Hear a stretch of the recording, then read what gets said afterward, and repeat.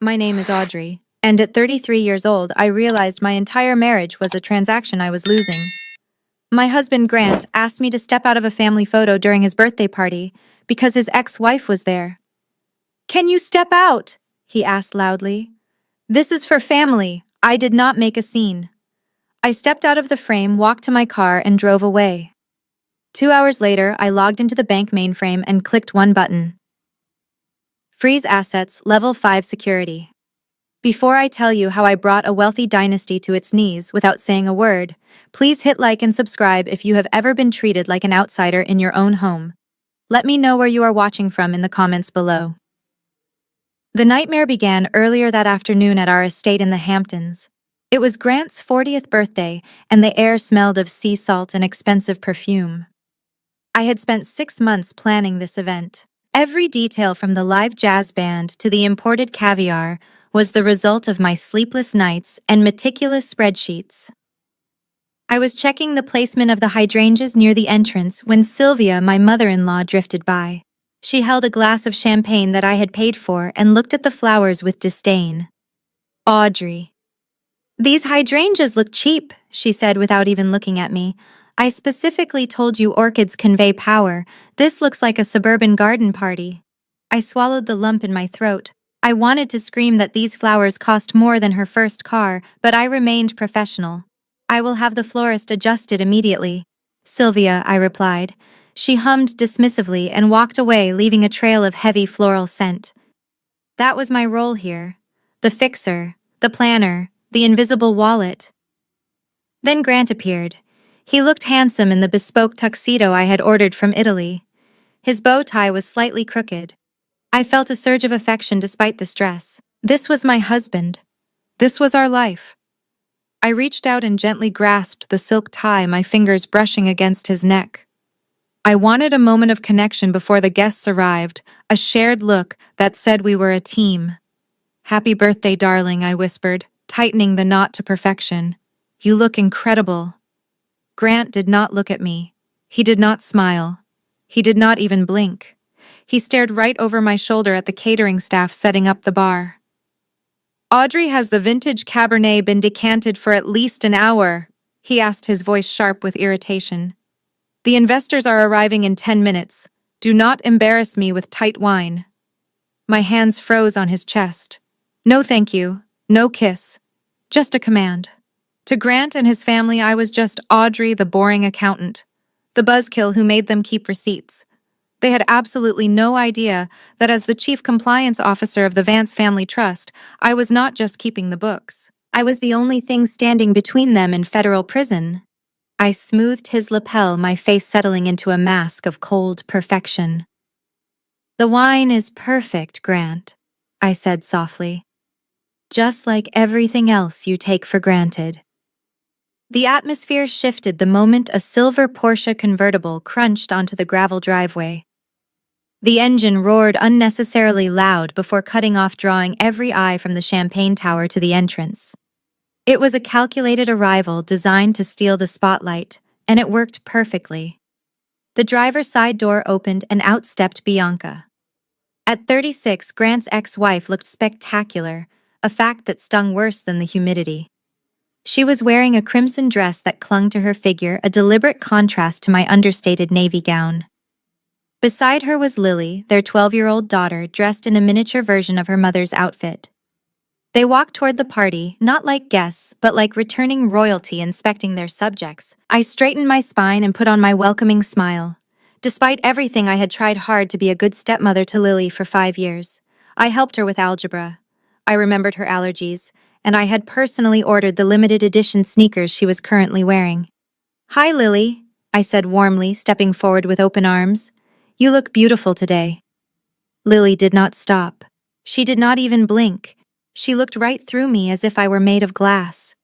She breezed past my outstretched hands, the wind from her movement chilling my skin. "Daddy," she squealed, launching herself into Grant's arms. Grant's face, which had been stony and cold toward me just seconds ago, instantly melted into pure joy. He caught her and spun her around, laughing a deep, genuine laugh I had not heard directed at me in years. "My princess," he said, kissing her forehead. Now the party can actually start. I stood there, my arms slowly dropping to my sides, feeling the humiliation burn my cheeks. The guests were pretending not to notice the snubs sipping their drinks and looking at their phones, but I knew they saw it. I was the wicked stepmother, the intruder, the woman who paid the bills, but received none of the love. Then Bianca was in front of me. She smelled of expensive vanilla and entitlement. She looked me up and down, her gaze lingering on a stray lock of hair that had fallen from my bun during the setup chaos. She reached out and tucked it behind my ear, a gesture that looked affectionate, but felt like a slap. "Oh, Audrey," she cooed, her voice dripping with fake concern. "You look absolutely exhausted. The humidity is wreaking havoc on your hair. You know, from this angle you look just like the housekeeping staff I used to hire. Are you sure you are getting enough sleep? Or is managing Grant's life finally aging you?" My jaw tightened. I wanted to tell her that I was tired because I had spent the last week hiding her credit card debt from the IRS audits. I wanted to tell her that the diamond necklace she was wearing was technically bought with funds I had just secured for Lily's college trust, but I said nothing. I just stared at her. Behind her near the bar, I saw Tyrell stiffen. Tyrell was Grant's brother-in-law, a sharp corporate attorney who saw everything. He frowned, his dark eyes narrowing at Bianca's rudeness. He opened his mouth to say something, perhaps to defend me, but his wife quickly elbowed him in the ribs. She whispered something sharply in his ear, and Tyrell looked away, shaking his head into his drink. That was the moment I realized I was truly alone. Even the good people in this family were too cowardly to break rank. Bianca smiled a winning smile, patted my cheek as if I were a child, and walked past me toward the bar, snapping her fingers at a waiter. I stood frozen, the phantom sensation of her cold hand still on my face, realizing that to them, I was not a wife. I was staff. The photographer clapped his hands together, calling for everyone to gather on the main lawn, while the lighting was perfect. It was the golden hour, and the ocean behind us was shimmering in hues of violet and orange. This was the moment that usually signaled the unity of the Vance dynasty. I took a deep breath, smoothed the silk of my dress, and began to walk toward Grant. I told myself that despite Bianca's arrival, I was still his wife. I was the one who shared his bed and managed his life. I belonged in that picture. But Sylvia moved with the speed of a predator. Before I could reach Grant, his mother grabbed Bianca by the elbow and physically steered her into the center of the group, right next to Grant. There she cooed loud enough for the front row of guests to hear. "Just like the old days. Look how perfect they look together." Lily squeezed in between them, beaming up at her parents. It looked like a magazine cover from 5 years ago, a timeline where I did not exist. I refused to be erased. I kept walking and stepped up to Grant's right side, placing my hand on his arm. I forced a smile for the camera, trying to reclaim my dignity. The photographer looked confused, his lens zooming in and out as he tried to frame this awkward composition. "Okay, everyone, squeeze in tight," he said hesitantly. Grant pulled his arm away from my touch. It was a subtle movement, but to me it felt like a physical shove. He cleared his throat, and the chatter on the lawn instantly died down. The guests sensed the shift in energy. They put down their wine glasses and watched, waiting for the crash. Grant looked down at me, not with anger, but with a look of profound annoyance, as if I were a stain on his tuxedo. "Audrey," he said, and his voice carried clearly across the silent garden. "Do you mind stepping out for a minute?" My heart stopped beating. I felt the blood drain from my face, leaving me cold in the warm evening air. "Excuse me," I whispered, hoping I had misheard him. I hoped he was asking me to step out to fix my dress or check the lighting. "Step out," Grant repeated louder this time, gesturing with his hand for me to move away from the group. "This is a family photo, Audrey. Lily wants a memory with her real parents. We can try to squeeze you in for one later if there is time." The silence that followed was absolute. A waiter near the buffet dropped a silver fork, and the metallic clang rang out like a gunshot. I stood frozen. My husband had just publicly demoted me to a bystander at his own birthday party. He had drawn a line in the sand, and I was on the wrong side of it. I looked at Tyrell. He looked ready to throw his drink on the grass, his face twisted in disgust, but he remained silent. No one moved. No one defended me. Then came the final twist of the knife. Bianca laughed, a light tinkling sound that made my stomach turn. She extended her arm toward me, holding out her phone. "Well, since you are not in the shot, honey, would you mind taking it for us?" she asked, her voice dripping with false sweetness. "Make sure you get the ocean in the background. It is a family tradition, you know." She smiled, but her eyes were dead cold. She was not just asking for a favor. She was telling me my place. I was not the wife. I was the help. I looked at the phone in Bianca's manicured hand, and then I looked at my husband. In movies, this is the part where the wife bursts into tears or throws a drink. I did neither. I felt a strange sense of clarity wash over me. It was the feeling of a contract expiring. It was the sudden realization that the man standing before me was not a partner, but a liability. I counted to 5 in my head. 1, 2, 3, 4, 5. I memorized the way Grant looked at me with impatience and the way his mother smirked in triumph. I needed to remember this moment perfectly, because it was the fuel I would need for what I was about to do. I needed to remember that he chose a photo op over my dignity. I placed my champagne glass on a nearby waiter's tray with a soft clink. I did not reach for the phone. I did not acknowledge Bianca. I looked Grant dead in the eye and let the silence stretch until he shifted uncomfortably in his tuxedo. "Fine," I said. My voice was steady and devoid of emotion. It was the voice I used in boardrooms when I was about to deny a loan application. "This is your family. I understand." I turned on my heel. The gravel crunched beneath my shoes as I walked away from the ocean view and the golden light. I walked past the shocked guests who parted like the Red Sea. I did not run. I did not look down. I walked with the rhythm of a woman who had just resigned from a job she hated. I could feel their eyes on my back burning with curiosity and pity, but I did not care. The time for caring was over. Audrey Grant shouted behind me. His voice was a mix of shock and anger. "Where are you going? Get back here. Stop being so dramatic." I kept walking. I heard Tyrell's voice trying to calm him down, but it was just background noise. I reached my car, which was parked near the fountain. It was a vintage convertible I had bought with my own bonus money 3 years ago, one of the few things in this marriage that was solely mine. I got in and started the engine. The roar of the motor drowned out the jazz band and the pathetic shouts of a man who thought he still owned me. "Audrey, do not drive away," Grant yelled again, his voice closer now, as if he had started to follow me. "If you leave now, do not bother coming back tonight." I didn't look in the rearview mirror as I peeled out of the driveway. I left the Hamptons behind, not as a wife running away, but as a strategic analyst executing an exit strategy. The sun was setting on the Vance dynasty, and they didn't even know it yet. I turned onto the highway, and for the first time in 5 years, I did not turn on the GPS to see when I would be home. I had nowhere to go, but I had never felt more at home in my own skin. 2 hours later, I was sitting in my sanctuary. It was a small one-bedroom apartment in the city that I had bought under my maiden name 3 years ago. Grant did not know it existed. To him and his family, I was simply staying late at the office or visiting a friend. In reality, this was where I came to breathe to escape the suffocating expectations of the Vance estate. Here the furniture was modern, the air was clear, and most importantly, it was mine. My phone buzzed on the glass coffee table, vibrating with the persistence of a wasp. I picked it up and saw the name of Grant's younger sister flashing on the screen. I swiped open the message, expecting an apology or perhaps a check-in from a concerned relative. Instead, I got a masterclass in gaslighting. "Grant has been drinking non-stop since you left," she wrote. "You really ruined the mood tonight, Audrey. Mom is furious. You need to come back and apologize to her before this gets worse.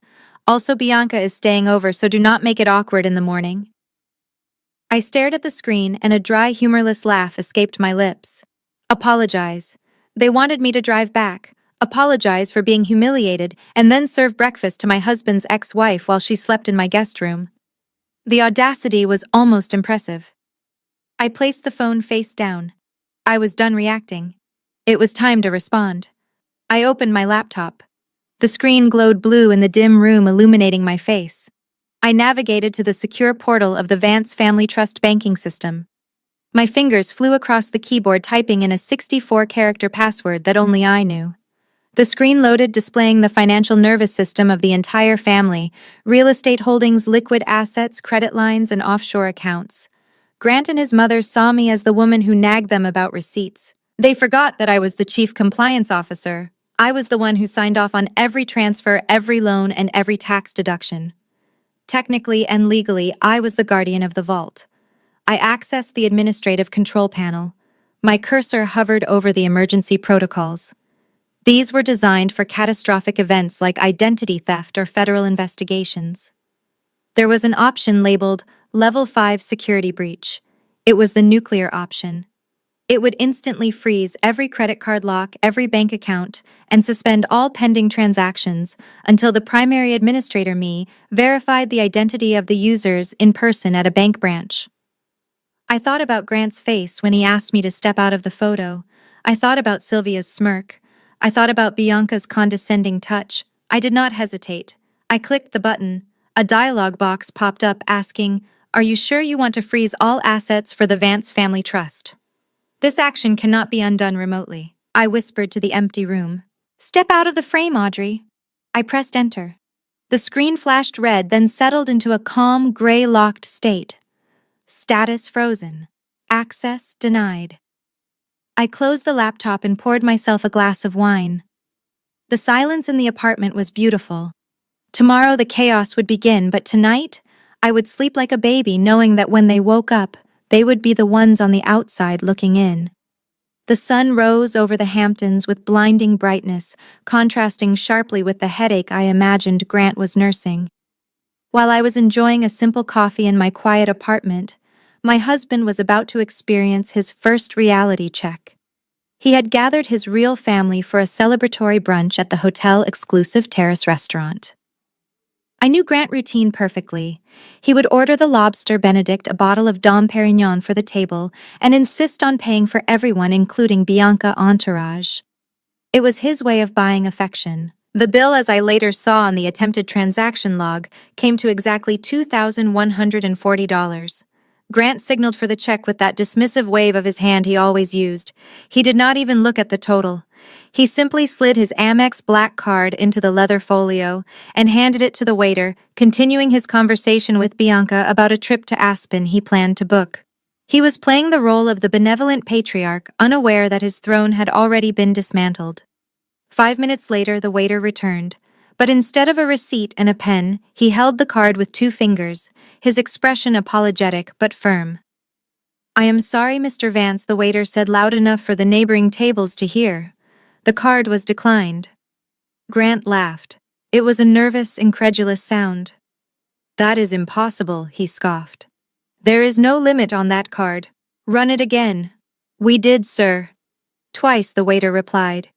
"Code 05. Do not honor." I can picture the color draining from Grant's face. He reached into his wallet, pulling out his backups. The Platinum Visa, the corporate MasterCard. He threw them on the table with a clatter. "Try these. And get me your manager. Your machine is obviously broken." Bianca, sipping her third mimosa, raised an eyebrow. "Grant, honey, did you forget to pay the bill? That is so embarrassing." The waiter retreated and returned moments later with the manager. This time the news was worse. "Mr. Vance," the manager said, his voice dropping an octave to minimize the scene. "We have contacted the issuing bank. They informed us that the primary account holder has activated a Level 5 security protocol due to suspected identity theft. All associated cards have been flagged and frozen immediately." "Identity theft," Grant sputtered, standing up. "I am the account holder." "Actually, sir," the manager corrected him, looking at a tablet. "The system lists an Audrey Vance as the primary administrator. Unless she calls to verify your identity verbally, we cannot process any payment." "Do you have another form of payment? Perhaps cash?" Grant Vance, the man who claimed to own the room, did not carry cash. He carried entitlement. And for the first time in his life, entitlement was not legal tender. He stood there freezing in the warm sunlight, realizing that without me, he was just a man in a borrowed suit, unable to buy his own breakfast. The silence at the table was heavy enough to crush a diamond. The restaurant manager stood there with his hands clasped, waiting for a solution that Grant did not have. Grant looked at Bianca, who was now checking her reflection in a silver spoon, pretending not to witness the collapse of her ex-husband's financial dignity. "Do you have cash, sir?" the manager asked again, his tone polite but unyielding. Grant laughed, a sharp bark of disbelief that sounded pathetic even to his own ears. "Cash. Who carries $2,000 in cash? I am Grant Vance. Just bill the room and I will sort this out with the bank later. I am afraid we cannot do that, sir." The manager replied, his voice dropping to a whisper that somehow carried across the entire terrace. "Given the security alert on your profile, we require immediate settlement, cash or a verified wire transfer, or I will have to involve security." Security. The word hung in the air like a threat. Sylvia gasped, clutching her pearls. She looked at Grant, then at the manager, and finally at Bianca. The matriarch realized she had to save the family honor, but the only way out was through absolute humiliation. "Fine," she snapped, opening her designer handbag. "I will pay. This is ridiculous." She turned her bag upside down onto the pristine white tablecloth. There was no sleek black card to save them. Instead, out tumbled a chaotic mix of lipstick, breath mints, and a roll of cash held together by a rubber band. It was emergency money she kept for tipping valets and housekeepers. Now it was their lifeline. Sylvia began to count. 100, 200. Her hands were shaking. Every bill she laid down felt like a strip of her dignity being peeled away. The other diners were watching openly now. Bianca watched with a look of pity that was far worse than mockery. "Do you need me to chip in?" Bianca asked, reaching for her own purse. "I have a few hundred from my alimony check if you are short." "Put it away." Grant snapped, his face turning a deep shade of crimson. "Mom, stop it. This is insane." He grabbed his phone and marched to the edge of the terrace, turning his back on the shameful scene of his mother counting crumpled $20 bills. His fingers stabbed at the screen, dialing my number. I could imagine him pacing back and forth, sweat beading on his forehead. He expected me to pick up on the first ring. He expected me to apologize, to fix it, to say it was all a terrible mistake. But I was miles away, enjoying the silence of my apartment. Grant listened to the ringing. Once, twice, 3 times. Then the click of voicemail. He called again and again. Each unanswered call was a reminder of his powerlessness. He was screaming into the void. "Pick up the phone, Audrey," he hissed into the receiver, oblivious to the stares of other diners. "Pick up the phone or I swear to God." But God was not listening, and neither was I. For the first time in 10 years, Grant Vance was realizing that his voice held no power without my signature behind it. He looked back at the table where the pile of cash was still not high enough to cover the bill. He was trapped in a nightmare of his own making, and I was the only one with the key. Grant thought the office would be his sanctuary. He strode through the glass doors of Vance Global, thinking he could hide from the humiliation of the declined credit cards at the hotel. He adjusted his tie and prepared to bark orders at his staff to regain some sense of control. But the atmosphere in the office was wrong. It was too quiet. The phones were not ringing, and the staff were huddled in small groups, whispering. His executive assistant, a young woman named Chloe, who usually greeted him with coffee and a smile, looked like she was about to be sick. She stood up so abruptly her chair rolled back and hit the filing cabinet. "Mr. Vance, thank God you are here," she stammered. "There are 2 gentlemen in your office. They said they have been waiting for an hour. They said they are from the Securities and Exchange Commission." Grant felt his stomach drop.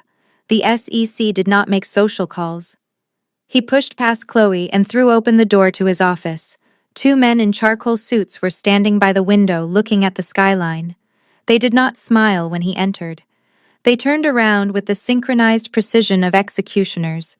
"Mr. Vance," one of them said. "I am Inspector Miller. We are here for the quarterly compliance audit." The deadline for digital submission was 9 a.m. this morning. We did not receive it. We are here to collect the physical hard drives and the encrypted keys immediately. Grant stared at them blankly. Quarterly compliance. He knew the words existed, but he had never actually seen the documents. For 10 years, he had simply signed where Audrey told him to sign. I think there has been a mistake, Grant said, forcing a confident laugh that sounded brittle. My chief compliance officer handles all of that. You need to speak to Audrey. She has the files. We tried contacting Mrs. Vance. The inspector replied, his voice devoid of patience. Her phone is disconnected. Grant turned to Chloe, who was hovering in the doorway. Call her again, he snapped. Or send her an email. Mark it urgent. Tell her to get down here right now or she is fired. I already emailed her, sir, Chloe whispered. She projected her tablet screen onto the main wall monitor so Grant could see. The screen was huge. Everyone could read the text. It was an automatic reply from Audrey's official company account. It did not say, out of office. It said simple, clear text, to whom it may concern. I have effectively resigned from my position as CCO of Vance Global immediately. All passwords, encryption keys, and compliance responsibilities have been transferred to the CEO, Grant Vance. Please direct all legal inquiries to him. Good luck. Grant stared at the screen. Transferred to him. He did not even know the password to his own email, let alone the encrypted compliance server. The inspector stepped forward, pulling a pair of latex gloves from his pocket. Well, Mr. Vance, since you are now the sole compliance officer, please unlock the server. If you cannot, we will have to seize all assets for forensic analysis. That includes the building we are standing in. Grant looked at the keyboard. It looked like the controls of an alien spaceship. He realized with terrifying clarity that he was not the captain of this ship. He was just the figurehead tied to the front, and the ship was about to sink.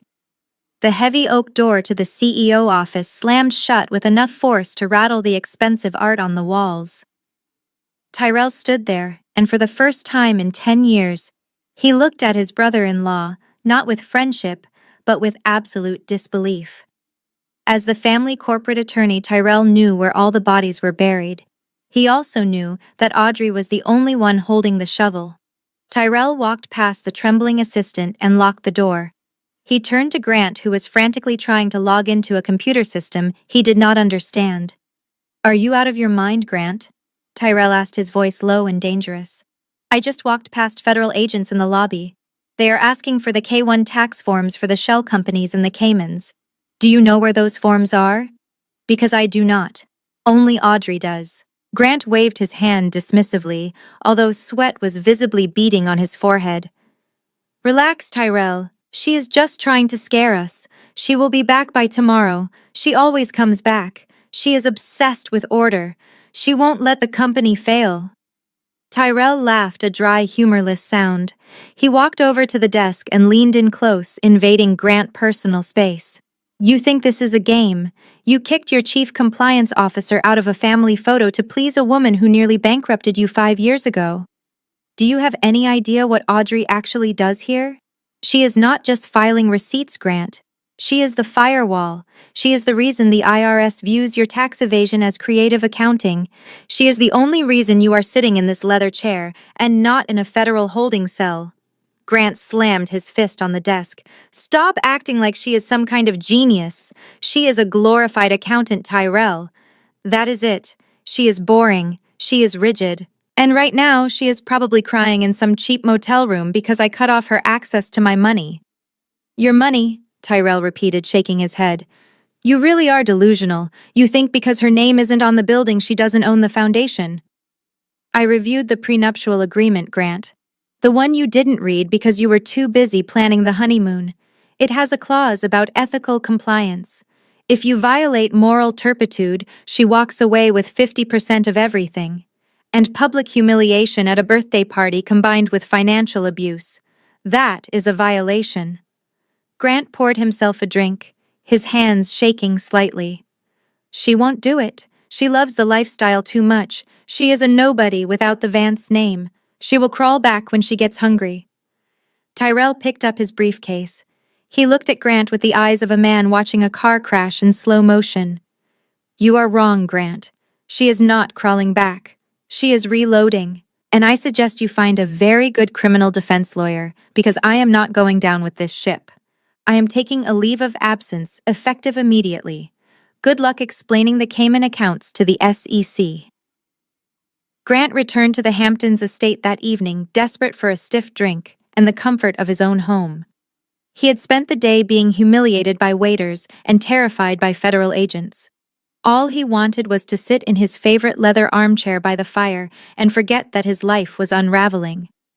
But the moment he unlocked the front door, he was hit by a wall of frigid air that felt more like a meat locker than a luxury villa. He shivered violently, wrapping his suit jacket tighter around his chest.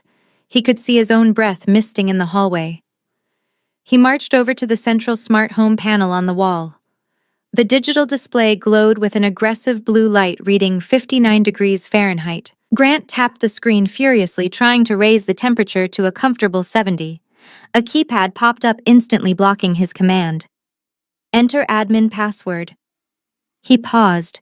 He had never needed a password before. Audrey simply made things work. He typed in 1234. The screen flashed red. Access denied. He tried his birthday. Access denied. He tried the word king. Access denied. System lockout active. A robotic female voice announced from the ceiling speakers. Please contact the primary administrator to reset access. Grant cursed loudly, his voice echoing in the cold, dark house. It was dark because every single blind was lowered, shutting out the afternoon sun. Open blinds, he shouted at the voice assistant. Alexa, open all shades immediately. I am sorry, Grant, the digital assistant replied with maddening calmness. I cannot do that. Parental controls are enabled for this user profile.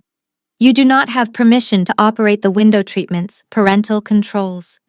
I had reduced him to the status of a toddler in his own multi-million-dollar mansion.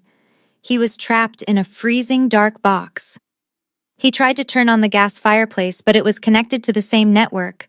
Nothing worked. The smart home system he bragged about to his friends had turned into a prison warden.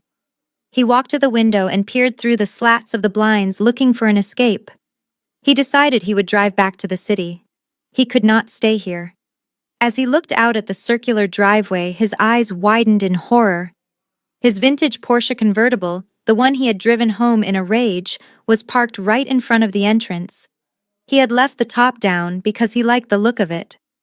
And right on cue, the estate irrigation system roared to life. But this was not the gentle mist used for the hydrangeas. The high-pressure industrial sprinklers, usually reserved for the deep lawn, rotated inward, directly targeting the driveway.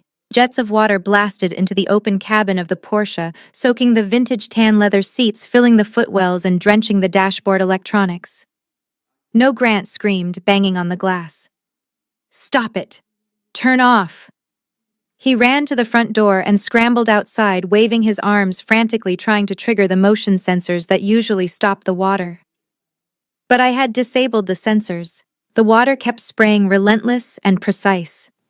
He stood there on the porch, shivering in the cold, watching his prized possession being ruined by his own garden hoses. He pulled out his phone to call the tech support line for the smart home system. Welcome to Vance Smart Home Support, the automated line said. We see there is a pending ticket on your account. Notes from Administrator Audrey state do not service until account balance is paid in full. Goodbye. Grant threw his phone onto the wet pavement. He was the king of the castle, but the castle had just locked him in the dungeon. Sylvia Vance did not simply walk into a building, she invaded it. An hour after Grant failed to unlock the server, his mother marched into the lobby of Vance Global wearing a vintage Chanel suit that cost more than the receptionist car. She demanded to see me immediately, her voice echoing off the marble floors. She expected the waters to part. She expected the staff to bow. But for the first time in 30 years, the name Vance held no weight in its own headquarters. The security guard, a man named Marcus, whose daughter college tuition I had quietly helped fund last Christmas, stepped in front of the elevator bank with his arms crossed. I watched the security feed later with a bowl of popcorn, and it was better than any reality television show. I am sorry, Mrs. Vance, Marcus said, his face impassive. Audrey is not in the building. And her standing instructions are that no non-employees are allowed on the executive floor without a confirmed appointment. That includes family. Sylvia looked as if she had been slapped. She sputtered, pointing a manicured finger at his chest, threatening to have him fired. Marcus simply pointed to the exit. Defeated and humiliated in front of the lunch crowd, Sylvia stormed out to her waiting limousine. She did what bullies always do when they lose control. She reached for her phone to intimidate the victim. I was sitting in my apartment organizing my files when the phone buzzed. Caller ID read, "Mother-in-law." I let it ring. I knew exactly what she wanted. She wanted to scream. She wanted to demand. When the ringing stopped, a voicemail notification popped up instantly. I pressed play and put the phone on speaker, setting it down on the granite counter next to my laptop. Sylvia's voice filled the quiet room, shaking with a rage so intense it distorted the audio. "Listen to me, you ungrateful little gold digger," she hissed. "I know what you are doing. You think you can hold our money hostage and embarrass my son. If you do not unlock those accounts by noon today, I am going to call every contact I have in the Hamptons. I will tell them you have been sleeping with the tennis instructor. I will tell them you are embezzling money to fund your secret lover. You will be a pariah, Audrey. No one in New York will ever hire you again. Fix this now, or I will destroy your reputation permanently." The message ended with a sharp click. Most women in my position might have panicked. In our social circle, a rumor of infidelity started by a matriarch like Sylvia could end a career before it began. But Sylvia had made a critical error. She was operating on emotion while I was operating on logic. She had just recorded herself committing extortion and character defamation on a digital line. I took a sip of my tea and smiled a cold, calculated smile. "Thank you, Sylvia," I whispered. I opened my laptop and navigated to a secure folder labeled Litigation Evidence. I dragged the audio file into the folder and renamed it Sylvia Extortion Exhibit A. Then I backed it up to 3 different cloud servers. She wanted to play dirty, but she forgot that I was the one who cleaned up the dirt. She had just handed me the weapon I would use to silence her forever. I did not block her number. I wanted her to keep calling. Every voicemail was another nail in her coffin. Grant was barely holding on to his sanity when his phone rang again. He looked at the screen hoping for a miracle, but instead he saw Bianca's name. He hesitated before answering. He was not in the mood for more drama, but the persistent ringing felt like a drill into his skull. He swiped accept, expecting to hear about the lunch bill or the awkwardness at the hotel. He was not prepared for the sound of heart-wrenching sobs. "Grant, she is a monster," Bianca wailed, her voice cracking with theatrical perfection. "How could she do this? How could she be so cruel to a child?" Grant gripped the phone tighter, his knuckles turning white. "What happened? Is Lily okay? Tell me what is going on, Bianca." "I am at the ballet academy." Bianca lied through her teeth. Her voice dropped to a whisper, as if she were trying to shield their daughter from the harsh truth. "I brought Lily here for her private recital coaching, the one she has been practicing for all month, but when I tried to pay for the extra studio time, the card was declined. The receptionist said the account has been flagged for fraud. They will not let her dance, Grant. They are kicking us out." Grant felt a surge of red-hot rage. He could handle the frozen bank accounts. He could handle the SEC, but attacking his daughter, that was a line he never thought I would cross. "She cut off Lily's tuition," Grant roared, standing up and kicking his office chair. "That vindictive witch. She hates us, Grant." Bianca continued sniffing loudly. "She is trying to punish you by hurting your daughter. Lily is sitting here crying in the lobby. She asked me why her stepmom hates her so much. What am I supposed to tell her, Grant?" I listened to this conversation later from the cloud backup of Grant's phone, and I almost applauded Bianca's performance. It was Oscar-worthy. But it was also a complete fabrication. The truth was far less dramatic. Lily's ballet tuition, including all private coaching sessions, had been paid in full by me back in January. I had set up an auto draft specifically so Lily would never miss a class regardless of family drama. Bianca was not at the ballet academy. The GPS data from her phone, which I could still see on the family plan, placed her squarely in the middle of Madison Avenue, specifically inside a luxury boutique known for selling $5,000 handbags. The card had not been declined for a dance lesson. It had been declined for a limited edition clutch she wanted to buy to cheer herself up. But Grant did not ask for proof. He did not check the tuition receipts. He simply let his guilt and his ego take the wheel. "Do not cry, Bianca," he said, his voice shaking with righteous indignation. "Take Lily home. Tell her daddy is going to fix this. I am going to fix everything. Audrey thinks she is essential. She thinks she can use my child as leverage. Well, she is about to find out that she is replaceable." He hung up the phone and slammed it onto his desk. The narrative was set. In his mind, I was no longer just a disgruntled wife. I was a child abuser. And that gave him the moral justification he needed to do something incredibly stupid. He was going to try to replace me. Grant sat at the head of the mahogany conference table adjusting his tie. He had spent the morning convincing himself that this was actually a good thing. Audrey was too rigid, he told himself. She was a buzzkill. Now he had the chance to hire someone who would just say yes. He had called a top-tier headhunting agency and demanded their best candidates immediately. He expected to find a replacement within the hour. The first candidate was a man named Arthur, a forensic accountant with 30 years of experience on Wall Street. He sat down, opened his laptop, and asked for access to the general ledger. Grant slid the tablet across the table, confident that Arthur would be impressed by the volume of the Vance estate. Arthur scrolled for 2 minutes. Then he stopped. He squinted at the screen, then looked up at Grant over his spectacles. "Mr. Vance, who exactly was handling your cross-border tax compliance for the Cayman entities?" he asked. "My wife, Audrey," Grant replied, leaning back in his chair. "She did it in the evenings." "Why?" Arthur let out a short, incredulous breath. He turned the tablet around. "Sir, this is not a one-person job. This is a 5-person department. You have 42 active shell companies and 3 charitable trusts that require daily auditing to remain legal. If your wife was doing this alone, she wasn't just working, she was performing magic.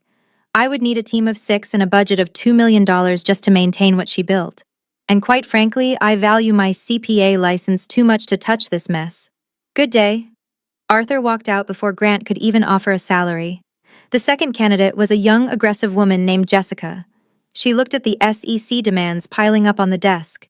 She asked one question. "Where is the digital archive for the whistleblower protection protocols?" Grant blinked. "The what?" Jessica stood up immediately. "You do not have one." "Okay. That means if I sign on as your CCO, I am personally liable for every mistake made in the last decade. Your wife must have had an eidetic memory to keep all these regulations in her head because they are certainly not in your database. I am not going to prison for your real estate empire, Mr. Vance." She left the door open when she walked out. By the time the third candidate arrived, Grant was sweating. He was not just perspiring, he was drenched. The air conditioning was on full blast, but the heat of panic was rising from his gut. The third candidate, a seasoned crisis manager, took one look at the stack of red-flagged emails from the bank and simply laughed. "You want me to fix this by Friday?" he asked, pointing to the chaos. "Mr. Vance, God himself could not fix this by Friday. You do not need an accountant. You need a miracle worker, and it looks like you just chased yours away." Grant sat alone in the silent conference room. The 3 empty chairs stared back at him like judges. For 10 years he had complained that Audrey worked too much. He had called her boring when she stayed up late with her laptop. He had mocked her for being tired. Now, looking at the mountain of legal dynamite surrounding him, he realized the terrifying truth. Audrey was not just a wife. She was the entire engine of his existence, and he had just thrown the keys into the ocean. While Grant was conducting his disastrous interviews, I was sitting in my apartment with a glass of Pinot Noir and a spreadsheet that would end the Vance family war before it even started. I opened my email client and typed in one name: Tyrell Jenkins. Tyrell was the only person in that family with a moral compass, and more importantly, he was a lawyer who understood that evidence speaks louder than tears. I attached a file named Comprehensive Audit Bianca Vance 2019 to 2024. The subject line was simple: "You should see what you are defending." I hit send and imagined the notification pinging on his phone across the city. In his corner office, Tyrell was rubbing his temples trying to figure out how to salvage Grant's reputation. When the email arrived, he hesitated. He knew that opening an email from me was like opening Pandora's box. But curiosity won. He clicked the attachment, and the screen filled with thousands of rows of data. It was a masterpiece of forensic accounting. On the left side, I had listed every monthly child support payment Grant had sent to Bianca. It totaled nearly $500,000 over 5 years. On the right side, I had matched those deposits against Bianca's actual credit card expenditures, which I had access to, because Grant had foolishly linked them to the family trust for overdraft protection. Tyrell's eyes widened as he scrolled. He was looking for tuition payments. He was looking for medical bills. He was looking for anything that benefited Lily. Instead, he found a horror story of selfishness. Row 400. Claimed expense, Lily's summer camp.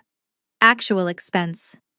The Golden Door Spa Retreat, plus 2 first-class tickets to Cabo. Row 500. Claimed expense orthodontics. Actual expense. Hermes Birkin bag, 35 centimeters in Togo leather. But the real bombshell was in the recurring payments column.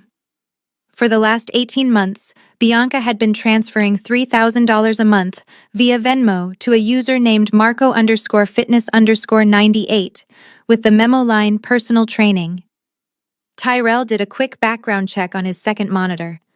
Marco was a 24-year-old aspiring model living in a luxury condo in Miami, a condo that Grant's money was effectively paying for. Tyrell sat back in his chair and let out a long, heavy sigh.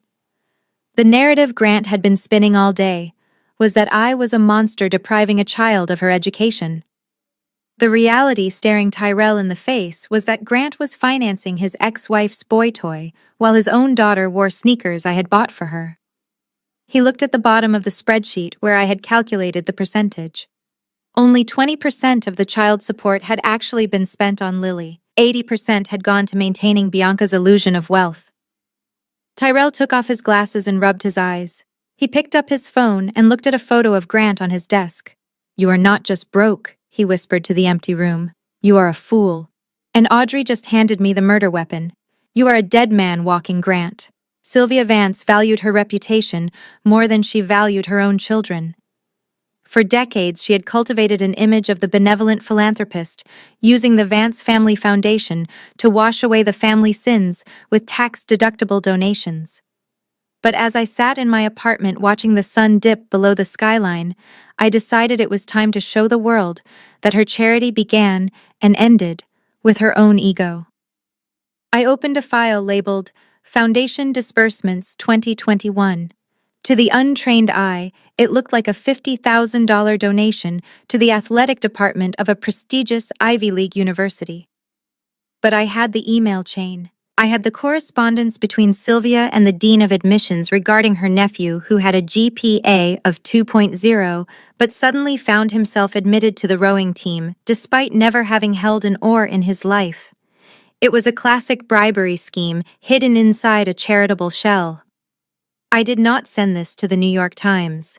They would take weeks to verify sources. Instead, I sent the entire packet anonymously to a hungry independent journalist who ran a popular blog exposing white-collar crime in the Hamptons. I hit send, took a sip of my wine, and waited. The reaction was faster than I expected. The next morning at the Hamptons estate, Sylvia was enjoying her breakfast on the patio. She was likely planning her next gala unaware that her social standing was about to incinerate. The peace was shattered not by a phone call but by the sound of tires screeching on the pavement outside the main gate. Sylvia stood up annoyed. She expected a delivery truck. Instead, she saw 3 news vans and a swarm of freelance photographers pushing their lenses through the wrought iron bars. A journalist with a megaphone stood on the hood of his car. "Mrs. Vance," he shouted, his voice echoing across the manicured lawn.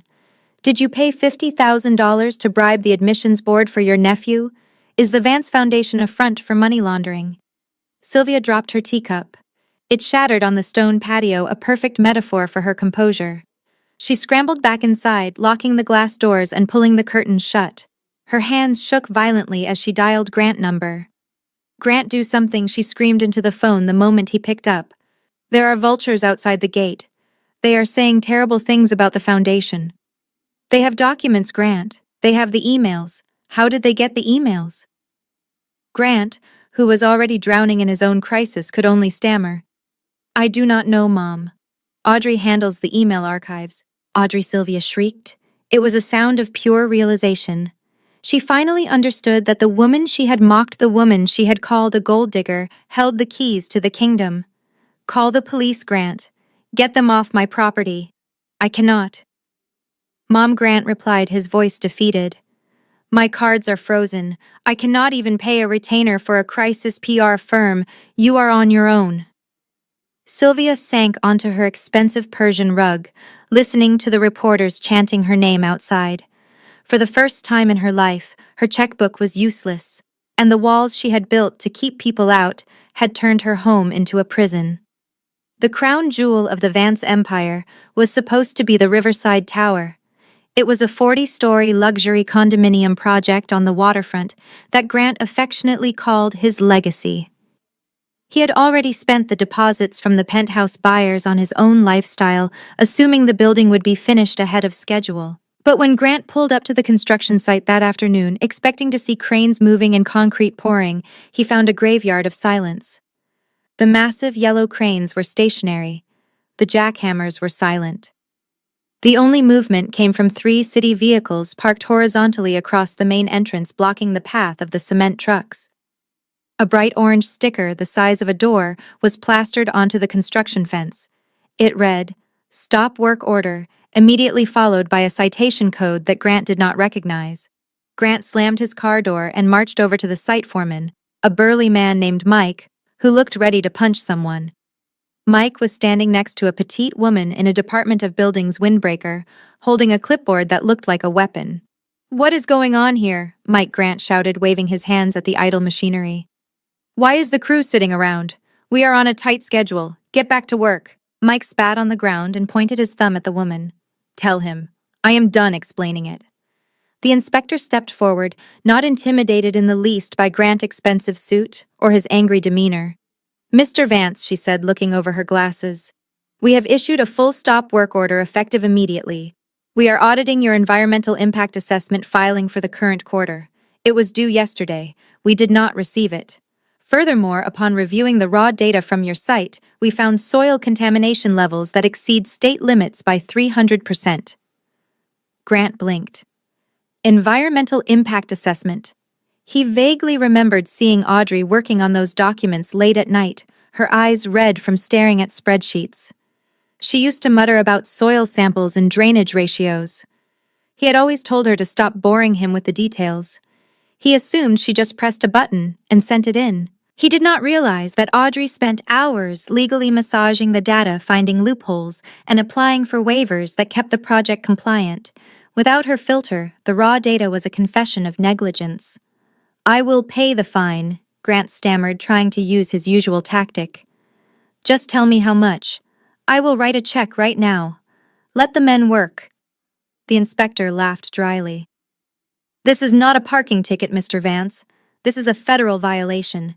The site remains closed until a certified independent firm conducts a new study and submits a remediation plan. That usually takes 3 to 6 months. Until then, nobody steps foot on this dirt."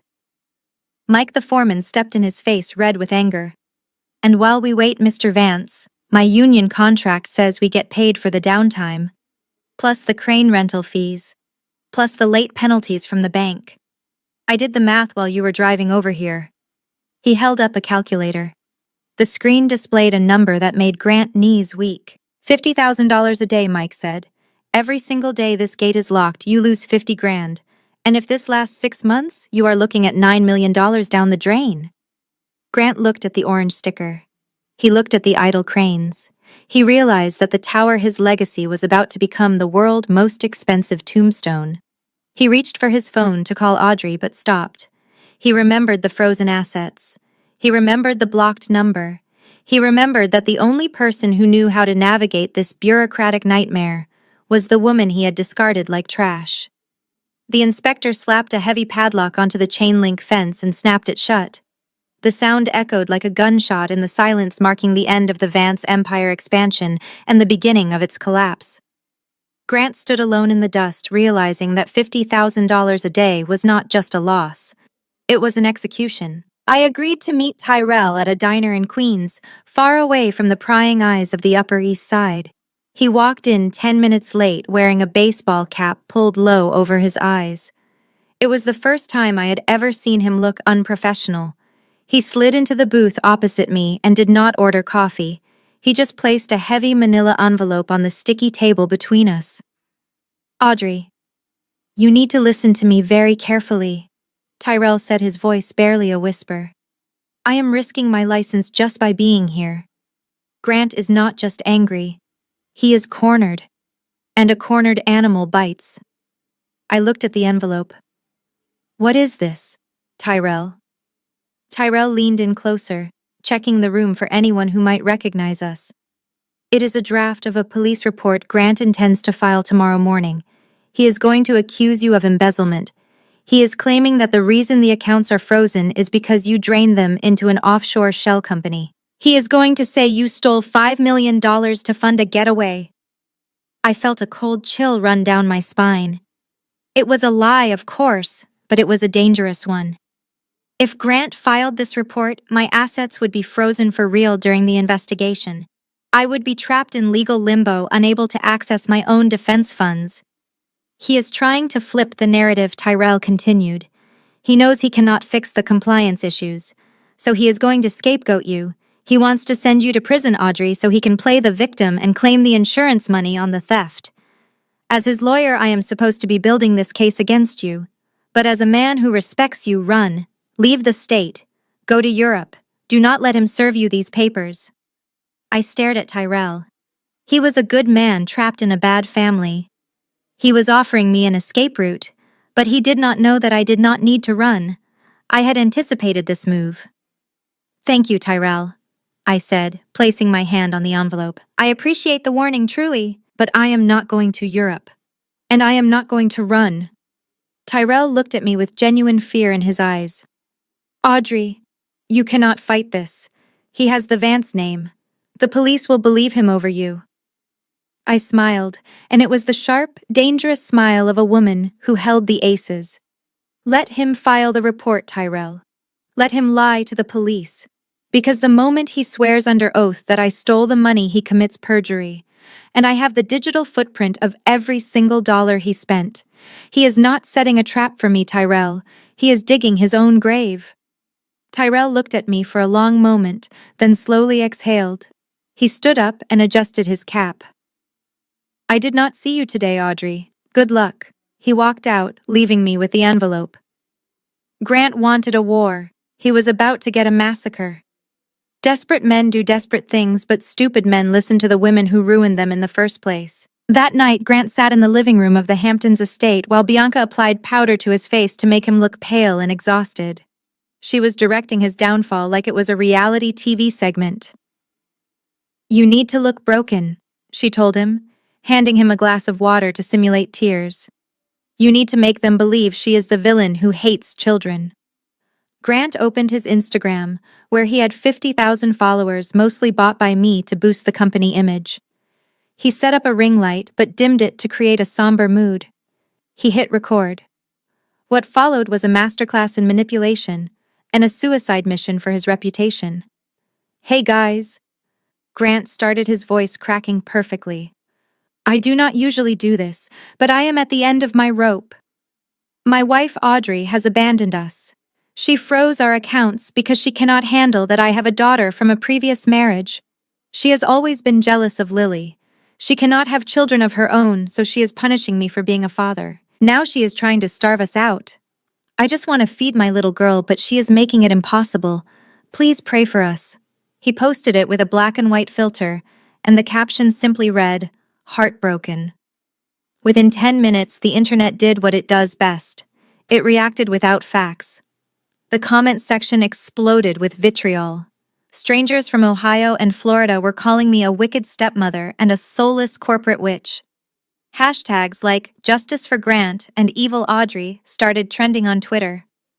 People were digging up my old LinkedIn photos and leaving snake emojis. Bianca sat next to him, refreshing the feed, her eyes glowing with the reflection of the screen. Look, Grant, she whispered, pointing to the comments. They love you. They hate her. You are winning. See, I told you we did not need lawyers. We have the people. I watched the video from my laptop in the city. I scrolled through the hate comments, reading threats from people who did not know the difference between a trust fund and a checking account. I did not feel anger. I felt relief. Grant had just made a tactical error that no lawyer could fix. By taking a private domestic dispute into the public sphere, he had opened the door for me to release the truth without violating privacy laws. He had waived his right to discretion. He thought he was building an army of supporters. In reality, he was just building a larger audience for his inevitable humiliation. The court of public opinion is fickle, Grant. They love a victim, but they love a villain getting exposed even more. And you just invited the entire world to watch you lie. The most dangerous thing a person can do in a street fight is stay silent because it makes the opponent think they have won. Grant sat in his living room watching the likes roll in on his victimhood video, believing he had crushed me. He thought my silence was an admission of guilt. He did not understand that in the world of high-stakes crisis management, silence is not a retreat. It is the time you take to load the gun. I sat in my office chair, watching the notifications scroll by. Thousands of strangers were calling me names that would make a sailor blush. I did not type a rebuttal. I did not issue a press release. I did not sue for libel. Instead, I opened my cloud archive and searched for a specific date. August 12th, 2 years ago. I remembered that day vividly. Lily had the flu. She was vomiting and crying for her father. Grant was supposed to be watching her while I was at a conference, but he had left her with a nanny to go play golf. When I texted him asking him to come home and comfort his sick child, his response was so vile I had saved it in a folder named Character References. I found the text thread. I took a screenshot. I cropped it so only his name, the date, and the message were visible. The message read as follows. I do not care if she has a fever, Audrey. Stop texting me. She is just being a dramatic little brat like her mother. I am on the 18th hole. Deal with it yourself, or put her in a room where I cannot hear her whining when I get back. She is such a burden. I stared at the image. It was brutal. It was raw. And it completely dismantled his narrative of the loving father fighting for his daughter. I opened my Instagram. I uploaded the image to my story. No caption, no explanation, no emojis. Just the cold, hard evidence of who Grant Vance really was when the cameras were off. I posted it. Then I set a timer on my watch for exactly 5 minutes. The internet is a living, breathing organism. It reacts to fresh meat instantly. Within 30 seconds, the views spiked. Within 2 minutes, the direct messages started flooding in. People were screenshotting it. Gossip blogs were reposting it. TikTok sleuths were dissecting the timestamp. When the timer hit 5 minutes, I deleted the post. This was the most crucial part of the strategy. If I had left it up, it would have looked vindictive. By deleting it quickly, I created an air of regret. It looked like I had posted it in a moment of anger and then took the high road to protect the family privacy. It made me look human. It made the screenshot feel like forbidden fruit. The effect was instantaneous. The narrative flipped so fast it gave the internet whiplash. The same people who were hashtags Justice for Grant 5 minutes ago were now posting side-by-side comparisons of his tearful video and his abusive text message. The comments on his page turned from support to disgust. He calls his daughter a burden. He left her when she was sick to play golf. He is a liar. I leaned back in my chair and watched the tide turn. Grant had spent all night building a glass house of lies, and I had just thrown a single rock. He was not just losing the argument. He was being buried by his own words. The fallout from the social media disaster did not stay contained within the walls of Instagram.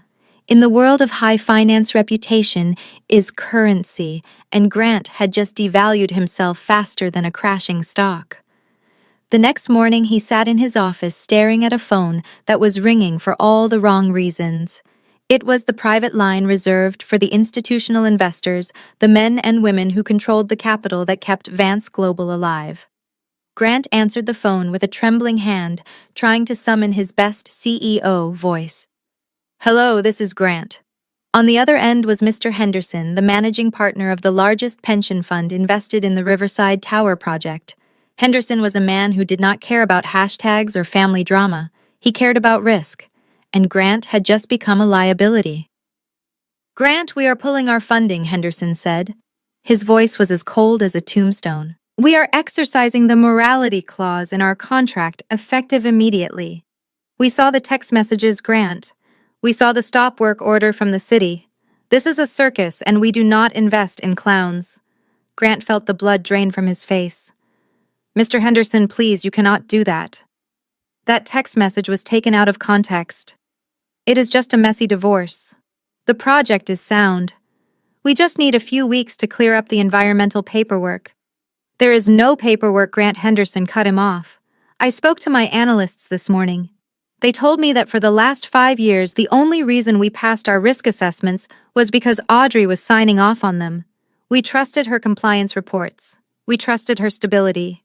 With her gone and you posting crying videos online while your construction site is shut down, the risk profile has exceeded our tolerance. We are withdrawing the $40 million line of credit. You have 48 hours to repay the initial drawdown, or we will seize the collateral." The line went dead. Grant sat there holding the receiver, staring at the wall. The collateral for that loan was not just the company assets. It was his personal portfolio. It was the Hamptons estate. It was his vintage car collection.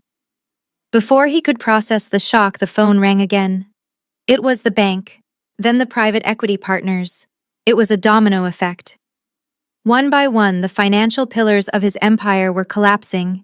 They all said the same thing in different ways.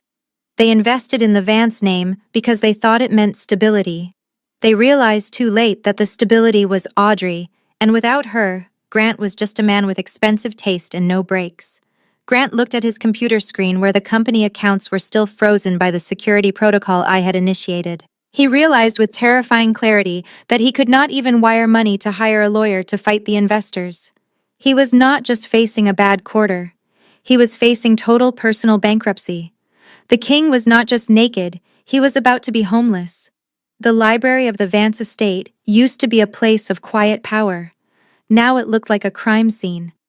Grant sat on the floor, surrounded by the shards of a baccarat crystal vase he had hurled against the fireplace. A bottle of 18-year-old scotch sat empty beside him.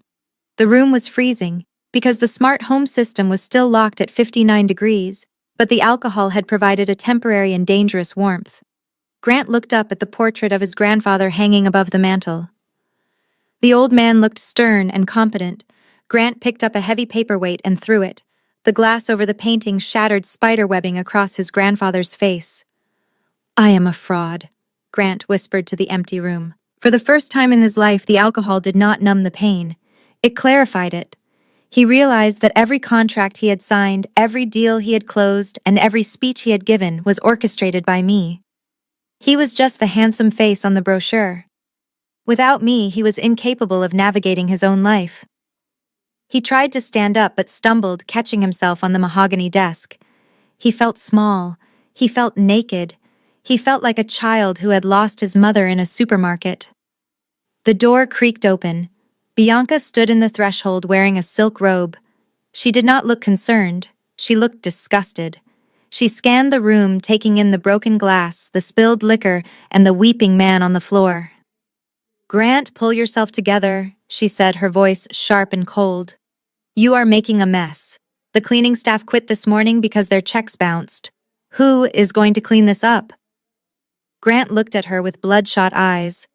He reached out a hand seeking comfort, seeking the partner he had destroyed his marriage for. "Bianca, baby, come here. Tell me it is going to be okay. Tell me you love me." Bianca took a step back, avoiding his touch as if he were contagious. She looked at his hand, then up at his face. "Love you," she scoffed. "Grant, look at you. You are pathetic. I thought you were a king. I thought you ran this city. But you are just a trust fund baby who lost his allowance." She turned to leave, but Grant scrambled up, grabbing her wrist. "Do not walk away from me," he shouted, his slur turning into a growl. "I did this for you. I kicked her out for you." Bianca yanked her arm free. Her eyes were hard like flint. "You did it because you are weak, Grant, And I do not do weak. Fix this. Get the money back. Or I am gone. She slammed the door, leaving him alone in the cold, dark ruin of his study. Upstairs in the guest room, Bianca locked the door. She did not go to sleep. She pulled out her phone and opened a dating app for millionaires. She swiped through her messages until she found a hedge fund manager she had met in Cabo last year. "Hey, stranger," she typed. "Long time no see. I might be coming into town soon." "Dinner." She hit send. The ship was sinking, and Bianca Vance was already inflating her life raft. Grant was no longer an asset. He was a liability, and Bianca liquidated liabilities. Grant washed his face with freezing cold water. He stared at his reflection in the bathroom mirror. His eyes were bloodshot and his skin was pale, but that was perfect for the role he was about to play. He needed to be the broken husband. He needed to be the man who had lost everything so that Audrey would feel safe enough to lower her shield. He needed her to confess. Just one sentence. If he could get her to admit on tape that she froze the assets out of spite, or that she intended to blackmail him for a larger settlement, he could take that recording to a judge. He could get an emergency injunction. He could get his life back. He picked up the phone. His hand was steady now. He dialed the number he knew by heart. "Hello, Grant." Audrey's voice was cool and crisp like a winter morning. She sounded annoyingly composed. She sounded like a winner. "Audrey, please do not hang up," Grant said, letting his voice crack perfectly. "I have been doing a lot of thinking. You were right. You were right about everything. I am a mess without you. The company is falling apart. Mom is falling apart. I am drowning, Audrey." He paused, waiting for her to soften. Silence stretched on the line.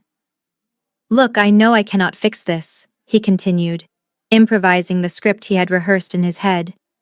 "I know we are done. I accept that. I just want to end this with some dignity. For both of us. Can we meet for dinner? Just to talk about the separation terms. I do not want the lawyers to eat up everything we built.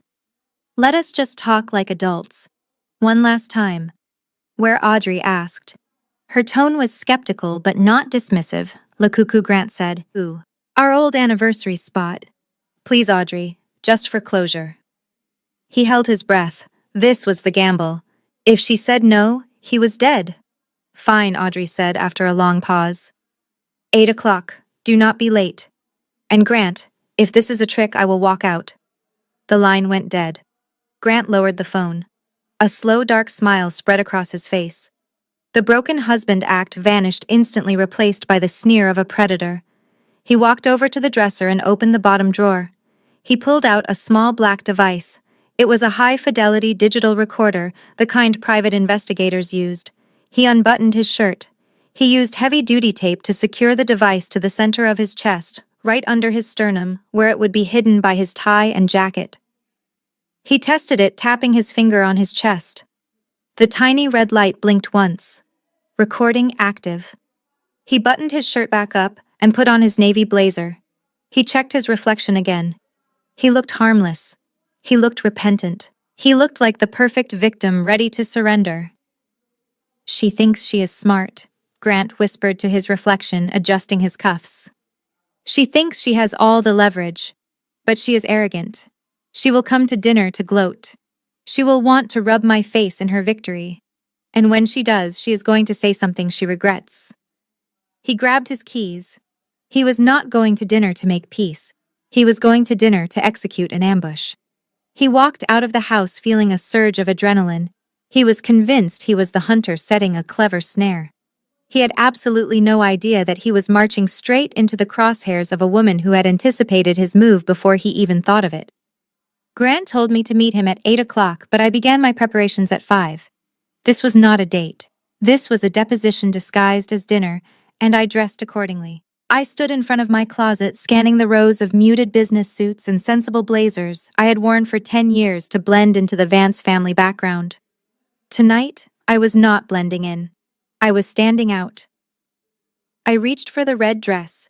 It was a structured sheath of crimson silk that I had bought in Milan years ago, but never worn because Sylvia said red was too aggressive for a wife. I pulled it on.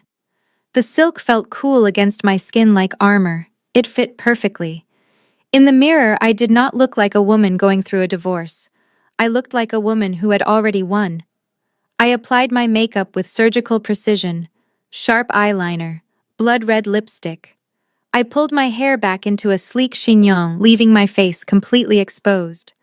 I had nothing to hide. Grant, on the other hand, would be hiding everything. I opened my jewelry box and took out a vintage gold brooch shaped like a lion head. It was heavy and gaudy, but it served a specific purpose. I pinned it to my left shoulder. Inside the hollow gold casing was a micro recorder with a battery life of 12 hours. Grant was not the only one who knew how to play spy games. The difference was that my device was legal in a one-party consent state, and his desperate attempt to entrap me would likely violate several privacy statutes. I checked my purse. Inside was a single folder containing the term sheet I intended to present.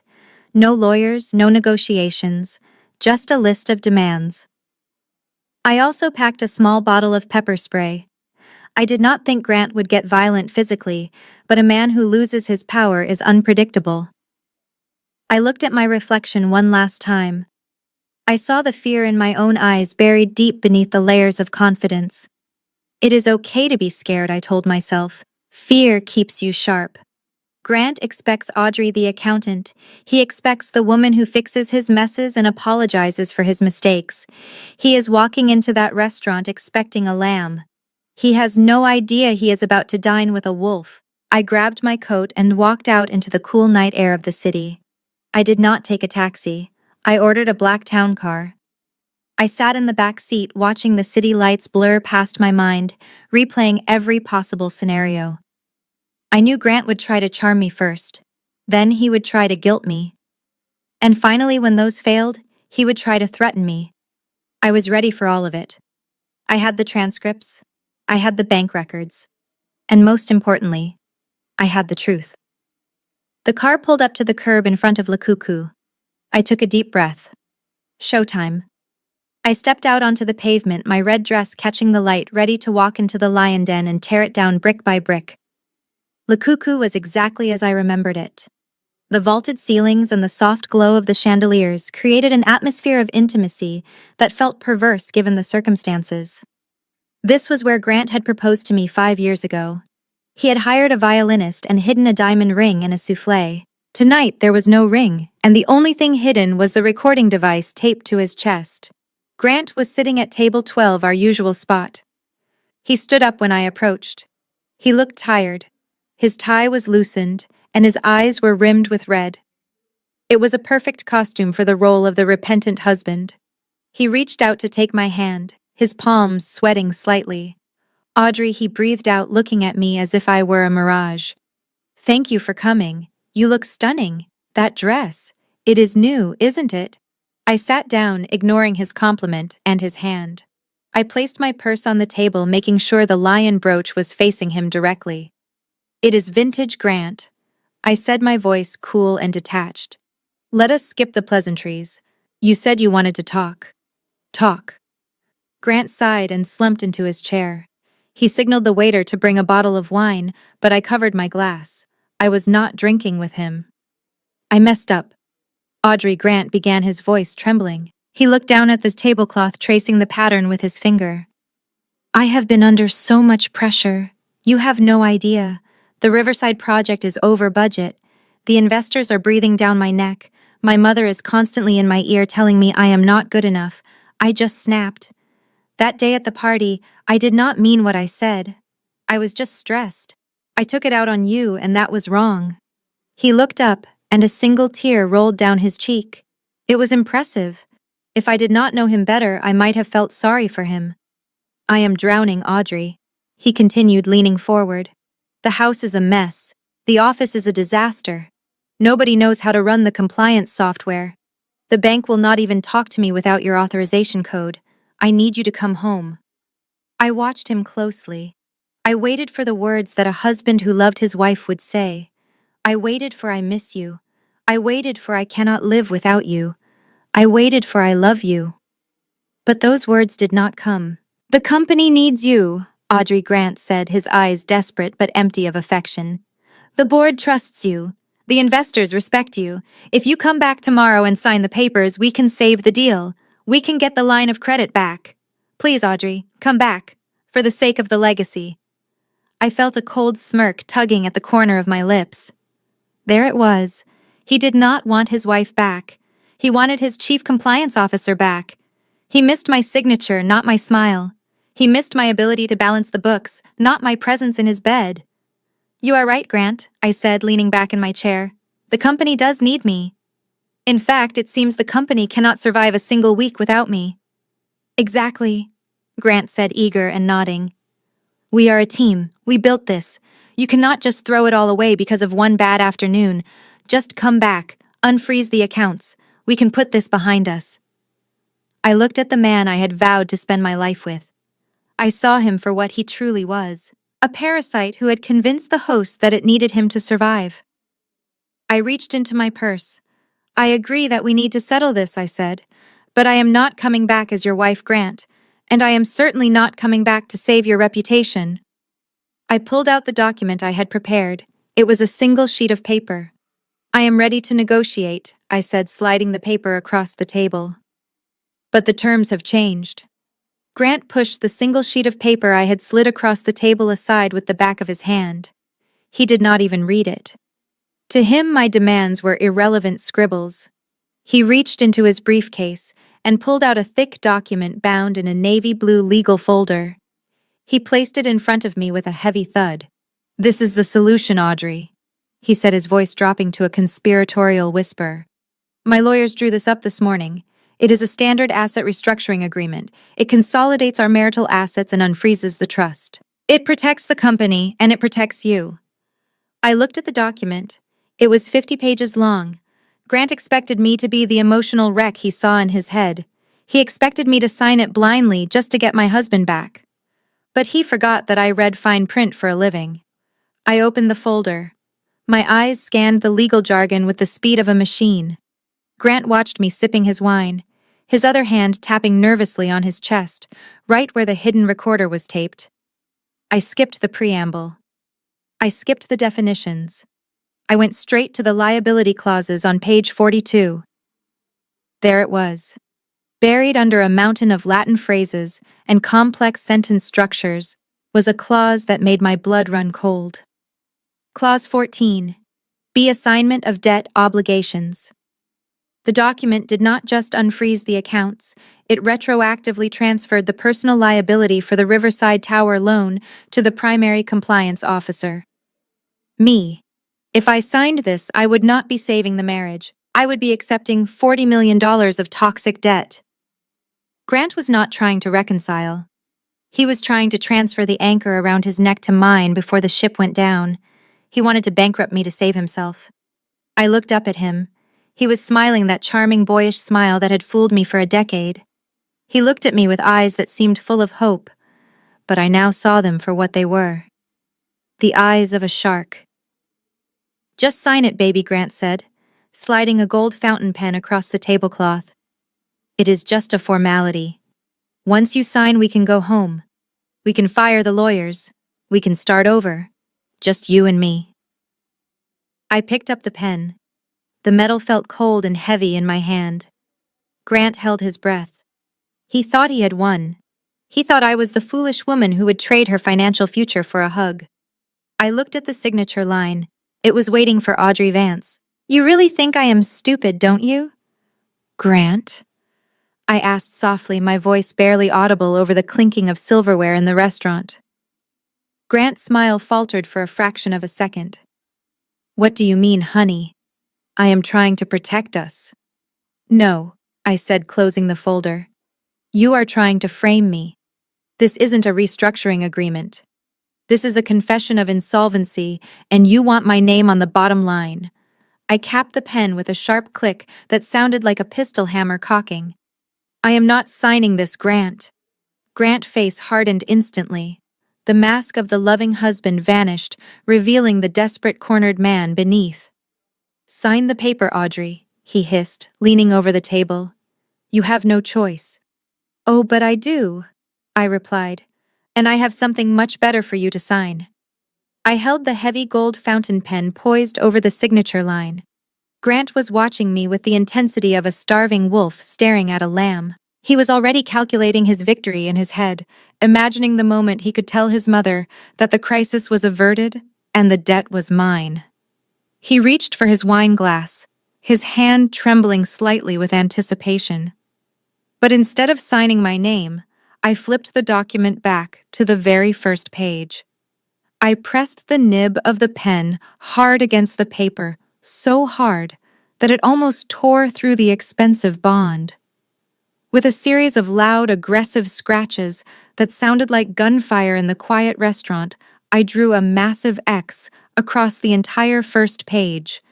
Then I did the same to the second page, and the third. Grant's smile vanished. His glass froze halfway to his lips. "Audrey, what are you doing?" he asked, his voice tight with confusion. "You are ruining the contract." I did not answer. I flipped to the blank side of the final page. In clear block letters, I wrote 3 sentences. The sound of the pen scratching against the paper was the only sound in the universe. 1. Transfer of 51% of Vance Global voting stock to Audrey Vance immediately. 2. Grant Vance resigns as CEO, effective tomorrow morning, assuming the role of non-executive figurehead. 3. A permanent restraining order and complete financial severance from Bianca Vance, including the revocation of all secondary credit cards and trust fund access. I capped the pen. The click was final. I spun the folder around and slid it across the table toward him. Grant looked down at the paper. His eyes scanned my handwritten demands. His face went from pale to a deep mottled red. He looked up at me, and for the first time he saw the predator that had been hiding in plain sight. "You are insane," he whispered.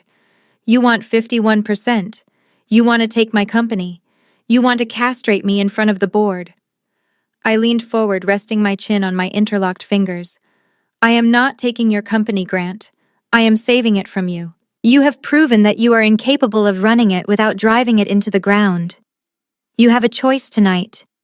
You can keep your pride and lose everything to the bank by Monday morning, or you can give me the wheel and keep your title, your house, and your dignity." I pointed at the paper. "This is the price of admission, Grant. This is the cost of my silence and my skills. Do you want to be a rich figurehead or a poor CEO? The choice is yours.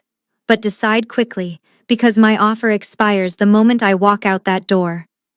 Grant stared at the paper, his mouth opening and closing like a fish out of water. He looked at the hidden recorder taped to his chest, realizing that he had captured nothing but his own defeat. He had set a trap for a mouse and caught a tiger instead. The silence that followed my ultimatum was brief, but it felt like the air being sucked out of the room before a bomb detonation. Grant stared at the handwritten demands, his eyes bulging with a mixture of disbelief and pure unadulterated rage. The vein in his forehead pulsed violently. For a moment I thought he might have a stroke. Instead, he chose violence. He did not just stand up, he erupted. With a roar that sounded more animal than human, Grant shoved his hands under the heavy linen tablecloth and heaved upward with all his strength. The table flipped. It was a chaotic symphony of destruction. Expensive crystal wine glasses shattered against the parquet floor. The bottle of vintage Bordeaux launched into the air, spraying deep red liquid across the pristine white walls and onto the dress of a woman sitting at the next table. Silverware clattered like shrapnel. The heavy oak table crashed onto its side with a deafening thud that stopped every conversation in the restaurant. "You money-hungry bitch!" Grant screamed, his voice cracking with hysteria. "You think you can steal my company? You think you can take what is mine?" He stepped over the broken glass, his shoes crunching on the debris, advancing on me with clenched fists. I did not flinch. I did not step back.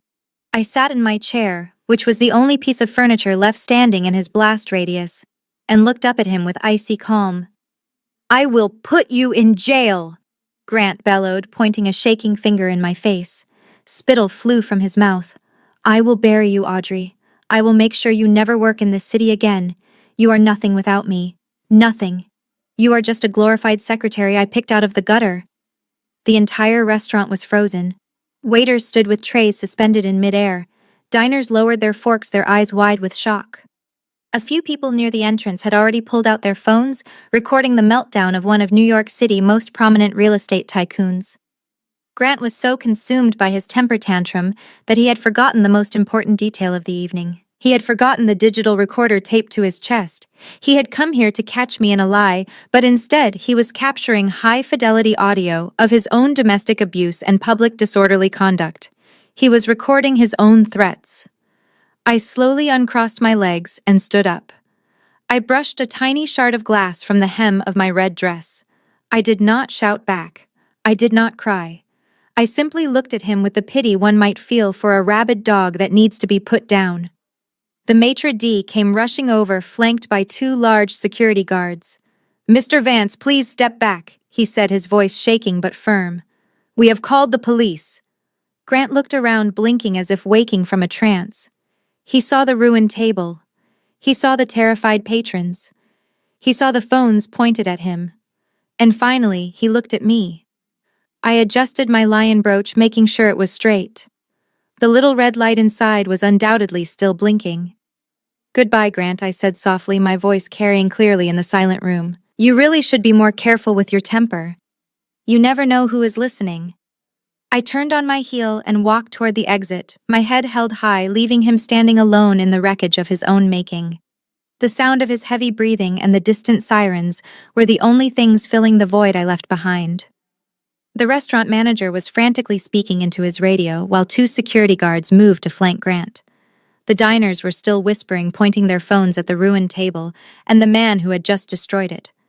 Grant stood amidst the broken glass and spilled wine, his chest heaving with exertion. He looked like a man who had nothing left to lose. I was halfway to the door when he shouted again. "You will regret this, Audrey," he screamed, his voice raw and desperate. "I will have the legal team destroy you. I will have you investigated for corporate espionage. You think you can blackmail me with a few tax returns? You are delusional." I stopped. My hand hovered over the brass handle of the exit door. I could have walked out. I could have let him scream into the void. But Grant needed to understand that the game had changed. He was playing checkers while I was playing three-dimensional chess. I turned around slowly. The security guards hesitated, unsure if they should block me. I gave them a look that said, "Let me handle this," and they stepped aside. I walked back toward Grant, my heels clicking rhythmically on the hardwood floor. The sound cut through the murmurs of the crowd. I stopped just outside the circle of debris. I looked at his shoes soaked in expensive Bordeaux. I looked at his trembling hands. Then I looked into his eyes. "Grant," I said, my voice low and smooth. "You really think this is about the tax evasion? You think I am threatening you with the IRS? That is adorable." Grant sneered, wiping spit from his chin. "It is all you have got. You are a glorified accountant. You have nothing on me that won't implicate you too." I took a step closer, invading his personal space. I leaned in until I could smell the scotch on his breath and the fear radiating from his pores. "I am not talking about the money, Grant. I am talking about the logistics. I am talking about the shipping manifest from last November, the one Bianca begged you to sign because she said it was just imported furniture for her design studio." Grant blinked. His sneer wavered slightly. "What are you talking about?" I smiled, and it was the coldest smile I had ever worn. "I am talking about warehouse number 4 in the Bronx, Grant." The effect was instantaneous. It was as if I had shot him. The color drained from his face so fast he looked like a corpse standing upright. His pupils dilated. His mouth opened, but no sound came out. The rage that had been fueling him seconds ago evaporated, replaced by a terror so absolute it made his knees buckle. "Warehouse number 4. I whispered, savoring the words. "I know what is inside those crates, Grant. I know it is not furniture, and I know it is certainly not legal. Bianca told you it was a gray market luxury goods scheme, didn't she? She lied. It is much worse than that. And I have the inventory list." Grant reached out and grabbed the edge of a nearby chair to steady himself. His hands were shaking violently now. "Audrey, wait." I stepped back, smoothing the front of my dress. You have until 9 a.m. tomorrow to sign the agreement I drafted, I said, my voice returning to a normal volume so the nearby patrons could hear the calm, professional tone. If the signature is not on my desk, I am not calling the IRS, Grant. I am calling the DEA. And I do not think they will be as forgiving about your investments as I have been. I turned and walked away. This time, Grant did not scream. He did not threaten. He stood in the wreckage of his anniversary dinner, paralyzed by the realization that his girlfriend had turned him into a criminal, and his wife held the only key to his freedom. The silence he left behind was the sound of a man watching his life end. The courtroom smelled of old mahogany and expensive cologne. Grant sat at the plaintiff's table, looking like the picture of aggrieved nobility. He adjusted his silk tie and leaned closer to Bianca, who was putting on the performance of her life. She wore a modest beige dress buttoned to the chin and kept her head bowed as if the weight of my alleged crimes was too much for her fragile soul to bear. They exchanged a quick, subtle glance. It was the look of two people who had already read the script and knew the ending. They were confident because they believed the game was rigged in their favor. Rumor had it that Judge Sterling had a gambling debt that had mysteriously vanished 2 days ago thanks to an anonymous donor from a shell company linked to Bianca. Grant's lawyer Richard Stone stood up. He was a man known for destroying reputations for sport. He buttoned his jacket and approached the bench, his voice booming with theatrical outrage. Your Honor, we are not here today to discuss a simple dissolution of marriage. Stone began pacing in front of the witness stand. We are here to address a calculated act of corporate terrorism. The defendant, Audrey Vance, did not merely leave her husband, she systematically attempted to destroy him. Stone gestured toward me with a condemning finger. This woman used her position as chief compliance officer to hold a family hostage. She froze assets necessary for the medical care of a minor child. She locked my client out of his own home during a blizzard, causing severe emotional distress. And most egregiously, she filed fraudulent environmental reports to paralyze the Riverside Tower project, causing damages in excess of $10 million. Grant nodded solemnly from his seat, dabbing his dry eyes with a handkerchief. Bianca placed a comforting hand on his shoulder, making sure the judge saw the gesture of support. She acted with malice. Your Honor, Stone continued, his voice rising. She used the company's own security protocols as a weapon. She is not a victim. She is a saboteur who could not handle being replaced, so she decided to burn the kingdom down. We ask that the court strip her of all marital assets and grant my client full restitution for the damages she has inflicted.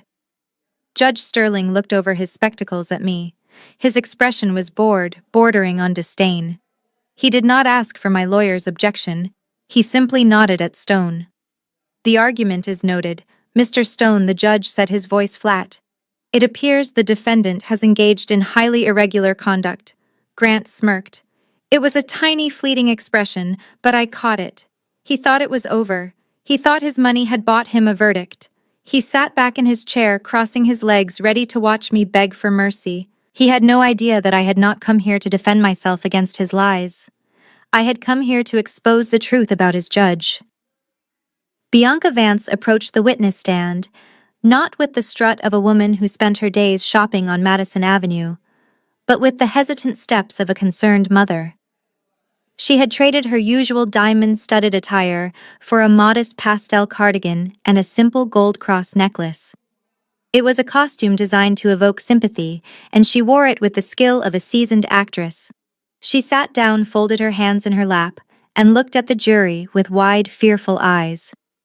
Mr. Stone approached her, gently treating her like a fragile porcelain doll. Ms. Vance, can you tell the court why you are seeking full custody of the minor child Lily? He asked, his voice soft and encouraging. Bianca took a shaky breath. She looked at Grant, who was staring at the floor with his face buried in his hands, feigning the anguish of a broken father. Then she looked at me. I never wanted to say this in public. Bianca began, her voice trembling just enough to be audible. I tried to protect the family reputation. Grant tried to protect her. But I cannot stay silent anymore. I am a mother, And when I see my child in danger, I have to speak up." She paused, letting the silence build tension in the room. "Lily is terrified of her stepmother," Bianca whispered. For months I noticed changes in her behavior. She stopped dancing. She started having nightmares. She would hide under the bed whenever Audrey's car pulled into the driveway. I thought it was just anxiety. I thought she was just adjusting to the divorce. Bianca wiped a non-existent tear from her cheek. The courtroom was dead silent. Even the judge leaned in. Then I found the marks, Bianca said, dropping the bomb she had been saving for this moment. "I was giving Lily a bath 2 weeks ago. I saw bruises on her upper arms, finger marks, like someone had grabbed her and shaken her violently. When I asked her about them, she started crying. She begged me not to tell anyone. She said Audrey told her that if she ever complained to her father, she would make sure Grant never saw her again." A collective gasp swept through the gallery. The reporters in the back row typed furiously, their screens glowing with the breaking news. Stepmonster was likely already trending on social media. Grant let out a sob from the plaintiff table, a sound so perfectly timed it deserved an award. I looked at Bianca from my seat. Her face was a mask of tragic sorrow, but her eyes were dry and calculating. She was not just lying, she was weaponizing a child's innocence to secure a payout. In the back of the courtroom, Tyrell Jenkins sat with his head in his hands. He could not look at the judge. He could not look at me. He knew the truth. He knew that I was the one who stayed up with Lily when she had the flu while Bianca was partying in Miami. He knew I was the one who paid for the ballet lessons Bianca claimed to care so much about. He felt the bile rise in his throat. He was watching his family commit perjury on a biblical scale, and the weight of the shame was crushing him. He looked at Grant, his brother-in-law, and saw not a victim, but a monster who would let a woman slander his wife just to save his own skin. Tyrell closed his eyes, wishing he could disappear, but knowing he was the only one in the room with the power to stop it. The courtroom buzzed with the low hum of whispers like a hive of angry bees. The stenographer's fingers flew across her keys, capturing every lie Bianca had just spilled. Judge Sterling tapped his gavel once, a sound of finality that echoed off the high ceiling. He looked down at Grant and Bianca with a softness that was bought and paid for. "Mr. Stone," the judge said, peering over his glasses, "given the gravity of this testimony regarding the welfare of a minor child, I am inclined to grant the emergency motion. The court takes allegations of physical abuse very seriously. Unless the defense has something substantial to refute these specific claims, I am ready to rule." Grant exhaled a breath he did not know he was holding. He reached under the table and squeezed Bianca's hand. They had done it. They had painted me as the villain, and the judge was holding the brush. I stood up. My chair scraped against the floor, a sharp, abrasive sound that cut through the murmurs. I did not look at Grant. I did not look at Bianca. I walked toward the bench with a steady, rhythmic pace. My heels clicked on the parquet floor like a metronome counting down the seconds of their destruction. "Your Honor," I said, my voice projecting clearly to the back of the room without the aid of a microphone. "I do not have testimony to refute Ms. Vance's claims, because her claims are a fabrication designed to distract this court from the actual issue at hand." Judge Sterling frowned. "Ms. Vance, you are testing my patience. This is family court. We deal with custody and character. We do not deal with financial disputes. If you have nothing relevant to the safety of the child, sit down." I reached into the pocket of my blazer. I pulled out a small, matte black USB drive. It was no larger than a stick of gum, but it held enough data to bury everyone in that room. I held it up so the light caught the metallic connector. "This is not a financial dispute, Your Honor," I replied calmly. "And this is not evidence for a divorce trial. This is a federal indictment in digital form." Stone jumped to his feet. "Objection. Ambush. We have not seen this evidence during discovery. This is a violation of procedure." "It was not in discovery because it was not relevant to the divorce," I countered, my voice cutting over his. "It became relevant the moment my husband and his mistress perjured themselves to secure a financial settlement funded by criminal activity." I walked to the court clerk and placed the USB drive on the desk. "Your Honor." If you open the file labeled Exhibit A, you will find a forensic audit of the Vance Global accounts from the last 5 years. Specifically, you will find a series of wire transfers totaling $12 million routed through a shell company in Panama called Aurora Holdings. Grant went rigid. The color drained from his face so fast it looked like his heart had stopped beating. Aurora Holdings. It was the one account he swore I did not know about. It was the account he used to pay bribes to zoning commissioners, and as I had recently discovered, to launder money for a cartel-associated shipping ring operating out of the Bronx. Judge Sterling hesitated. His eyes darted to the USB drive, then to Grant. The air in the room shifted. It was no longer the warm humidity of a family drama. It was the cold, sterile vacuum of federal crime. Mr. Stone stammered. "Your Honor, this is preposterous. My client is a respected real estate developer. This is a desperate attempt to muddy the waters." I turned to face the gallery, addressing the room as much as the judge. "The folder labeled Exhibit B contains the shipping manifests for warehouse number 4, I continued. My voice was clinical precise, the voice of a chief compliance officer who had done her homework. It details the import of luxury goods declared as construction materials to bypass customs duties. But more importantly, it tracks the cash flow from those sales directly into the personal accounts of Ms. Bianca Vance listed under the pseudonym Consultant B." Bianca gasped. She looked at Grant, her eyes wide with panic. She did not understand the legal jargon, but she understood that her name was on a list it should not be on.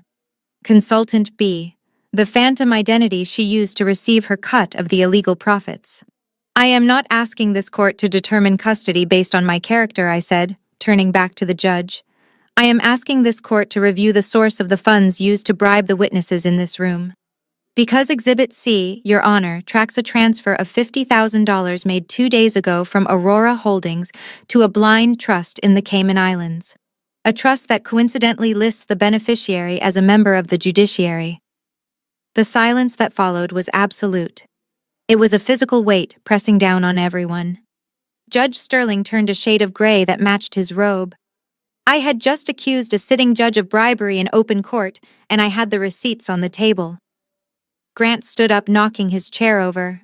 "You are lying," he screamed, his voice cracking. "She is lying. She forged it. Arrest her." I pointed to the USB drive. "The metadata is verified by a third-party forensic firm," I said coldly. "And a copy of this drive was automatically emailed to the FBI Financial Crimes Division 5 minutes ago when I stood up." Grant looked at his watch. Then he looked at the doors of the courtroom. He realized with terrifying clarity that the time for negotiation was over. I had not come here to win a divorce. I had come here to turn him in. The file also contains the audio recording from our dinner at Le Cuckoo, I added, delivering the final blow, where Mr. Vance admits to knowing about the illegal nature of the warehouse operations and threatens to frame me for it. That recording corroborates the financial data. It proves intent, it proves knowledge, and it proves that the abuse allegations made by Ms. Vance today were a coerced strategy to remove the only person who could expose their operation. I looked at Tyrell in the back row. He was staring at me with a mixture of awe and horror. He knew what this meant. This was not just a scandal. This was a RICO case. This was 20 years in federal prison. Judge Sterling looked at the USB drive as if it were a live grenade. He knew that if the FBI already had the files, his career was over. If he ruled against me now, he would be seen as a co-conspirator. He picked up his gavel, his hand shaking visibly. "This court is in recess," he stammered, his voice weak. "I need to review this evidence in chambers. Bailiffs, clear the court." "No," Grant shouted, trying to push past his lawyer. "You cannot look at that drive. It is privileged. It is company property." "Sit down," Mr. Vance Stone hissed, pulling him back. "Shut up and sit down. You have done enough." I stood alone in the center of the aisle, the red dress I wore under my coat, feeling like the armor of a gladiator who had just slain the beast. Grant slumped into his chair, his head in his hands. Bianca was crying real tears now, tears of terror, as she realized her free ride was about to end in a federal indictment. I picked up my purse. I did not need to stay for the review. The bomb had been planted and the fuse was lit. I turned and walked toward the exit, the crowd parting from me like the Red Sea. I did not look back at the ruin of the Vance family. I walked out into the bright, harsh light of justice, leaving them in the shadow of the truth I had finally unveiled. The file named Warehouse 4 Logistics was not a spreadsheet, it was a death sentence.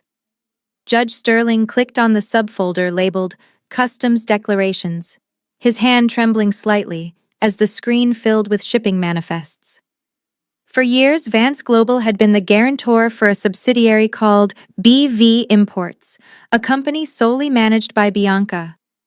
On paper, they imported high-end organic cosmetic ingredients from South America, pallets of clay essential oils, and rare botanical extracts. But the forensic audit I had compiled told a different story. I pointed to the projection screen where the data was now visible to the entire courtroom. As you can see, Your Honor, the weight of the incoming shipments never matched the volume of the declared product. I explained, my voice cutting through the stunned silence. The containers were not filled with face cream. They were filled with precursor chemicals and high-value contraband concealed inside double-bottomed industrial drums. Bianca Vance was not running a beauty empire. She was running a transnational smuggling operation, using my husband's logistics network to bypass port authority checks. Bianca let out a strangled cry. "That is a lie," she shrieked, standing up. "I did not know. I thought it was just tax-free makeup." I ignored her and clicked to the next slide. It was a bank statement. "This is the smoking gun, Your Honor. This is a monthly wire transfer of $300,000 from BV Imports directly to Grant Vance's personal insolvency fund. The memo line simply reads, 'Consulting fee.'" Grant sat frozen in his chair. He looked like a man watching his own autopsy. He knew exactly what was in those crates, I continued. "Here is an email chain dated 6 months ago. Subject line risk assessment. In this email, Bianca explicitly warns Grant that the shipment contains, quote, sensitive unmanifested biologicals, end quote. Grant's reply is right here." I read the text aloud, my eyes locking with Grant's. "I do not care what is in the boxes, Bianca. Just make sure my 30% cut is wired before the ship docks. I have interest payments to make. Do not screw this up." The courtroom gasped. It was the definitive proof of his complicity. He was not a hapless husband being manipulated by a younger woman. He was a willing partner who had sold his corporate integrity for a 30% slice of a criminal enterprise. And if that is not enough— "Your Honor," I said, pulling up the audio file from the Lakuku dinner, "I have his verbal confession recorded less than 24 hours ago." I pressed play. Grant's voice filled the room, distorted but undeniable. "I know about the warehouse, Audrey. I know it is not furniture. It is much worse than that. You think you can blackmail me? I will bury you." The recording ended with the sound of breaking glass. I turned off the projector. The silence in the room was heavy and suffocating. Grant Vance was no longer the victim of a vindictive ex-wife. He was a co-conspirator in a federal trafficking ring. He had risked his daughter's safety, his family name, and his freedom for 30% of a drug deal. Judge Sterling looked at Grant with pure disgust. The bribe he had accepted was now radioactive. He knew he had to distance himself immediately. "Mr. Vance," the judge said, his voice cold as steel, "I suggest you remain seated. The bailiffs are locking the doors. This is no longer a custody hearing. This is a crime scene." The heavy oak doors at the back of the courtroom did not just open, they were thrown wide with a force that vibrated through the floorboards. The sudden boom silenced the murmurs of the gallery instantly. Before Judge Sterling could bang his gavel or demand order, a dozen figures in navy blue windbreakers with bright yellow letters swarmed the center aisle. "Federal agents. Nobody move." The command was shouted by a lead agent who looked like he had not slept in a week. Grant stood up instinctively, his chair clattering to the floor. He looked at the agents, then at his lawyer, Richard Stone. But Stone was already stepping away from the table, putting physical distance between himself and his client. The lawyer knew a sinking ship when he saw one, and he had no intention of drowning with the captain. The agents did not hesitate. 2 of them marched directly to the witness stand where Bianca was still sitting, her hands clutching her modest cardigan. The performance of the grieving mother evaporated in a split second. As the agent pulled her arms behind her back and snapped the cold steel cuffs onto her wrists, she let out a shriek that was pure, unadulterated rage. "Grant," she screamed, kicking at the wood paneling. "Do something. Tell them who I am." But Grant could do nothing. 3 agents had surrounded the plaintiff table. Grant Vance, the man who thought he owned New York, was forced face down onto the table where he had just tried to steal my future. I watched as they patted him down, removing his phone, his wallet, and the digital recorder he had foolishly taped to his chest. "You have the right to remain silent." The agent recited the words, sounding like a funeral dirge for the Vance legacy. "Anything you say can and will be used against you in a court of law." I stood calmly near the defense bench. I was the only person in the room who was not panicked. That was because 48 hours ago I had formally submitted the whistleblower complaint to the SEC and the DOJ under the Corporate Transparency Act. By turning over the evidence of money laundering and smuggling voluntarily, I had secured immunity for myself. I was no longer a suspect. I was the government's star witness. Grant lifted his head as they hauled him up. He looked at me, his eyes wide with a mixture of hatred and confusion. He mouthed the word "why." I did not answer. I did not need to. As the agents began to drag Grant toward the exit, they passed the first row of the gallery. Tyrell Jenkins stood up. He did not look at me. He looked straight at his brother-in-law, the man he had tried to warn, the man whose arrogance had destroyed a dynasty. Grant struggled against the agents trying to stop in front of Tyrell. "Help me, Tyrell," he begged, his voice cracking. "Call the firm. Get me out of this." Tyrell shook his head slowly. He adjusted his glasses and looked at Grant with a profound disappointment. "I cannot help you," Grant Tyrell said, his voice cutting through the chaos. "You stepped out of the safety zone. You are on your own now." Tyrell turned his back and walked out of the courtroom, leaving Grant to be dragged into the waiting van outside. The heavy doors swung shut behind them, leaving only the echo of Bianca's screams and the stunned silence of a courtroom that had just witnessed the absolute dismantling of a king. London rain lashed against the floor-to-ceiling glass of the Shard, but inside the 42nd floor headquarters of Sterling and Associates, the atmosphere was warm and electric. I stood by the window, looking out at the gray skyline of the city that had become my sanctuary. It had been exactly 365 days since I walked out of that New York courtroom. In that year, I had not just rebuilt my life. I had reinvented the entire industry.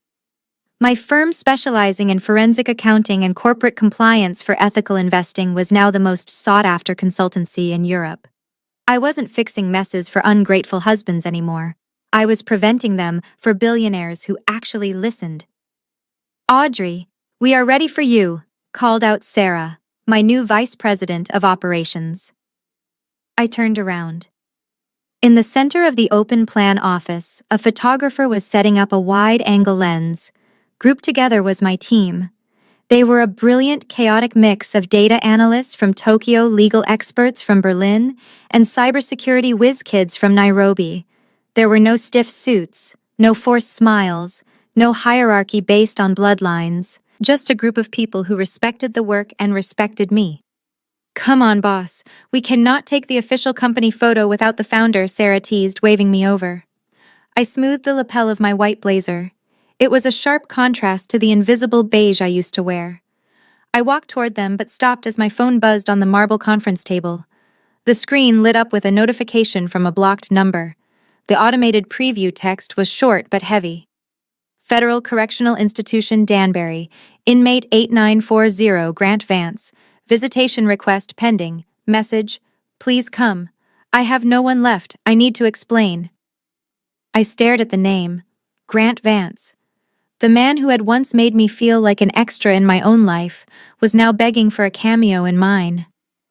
He was sitting in a cell stripping copper wire for 12 cents an hour while I was about to ring the opening bell at the London Stock Exchange. I did not feel anger. I did not feel pity. I felt absolutely nothing. It was the indifference of a stranger reading an obituary for someone they never knew. I swiped left. The red trash can icon appeared.